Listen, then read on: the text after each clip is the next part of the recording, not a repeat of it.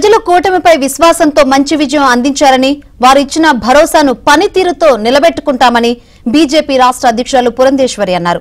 విజయవాడలోని బీజేపీ రాష్ట్ర కార్యాలయంలో ఎమ్మెల్యేలతో ఆమె సమావేశమయ్యారు. ఈ సందర్భంగా శాసనసభాపక్ష నేత ఎంపికపై చర్చించారు. రేపు సీఎంగా చంద్రబాబు ప్రమాణ స్వీకార సభకు ప్రధాని మోదీ, అమిత్ షా వస్తున్నారని తెలిపారు. అధిష్టానం ప్రకటనకు అందరూ కట్టుబడి ఉండాలని నేతలకు సూచించారు.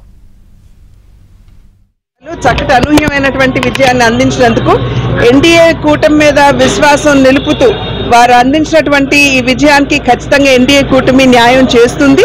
అది ఈ భరోసా మేము ఖచ్చితంగా రాష్ట్ర ప్రజలకు ఇవ్వదలిచాము. ఇవాళ ఎన్డీఏ కూటమి మీటింగ్కి వెళ్తున్నాము. అక్కడ విషయాలన్నీ కూడా చర్చించుకోవడం జరుగుతుంది.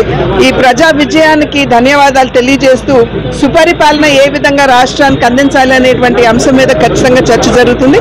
అదేవిధంగా రేపు జరగబోయేటువంటి ప్రమాణ స్వీకారోత్సవం ఏదైతే ఉందో దానికి సంబంధించి కూడా అరేంజ్మెంట్స్ వాటన్నిటికీ సంబంధించి ఇవాళ చర్చకని చెప్పి మేమందరం కూడా ఎన్డీఏ భాగస్వాములు అయినటువంటి మేమందరం కూడా వెళ్తాం.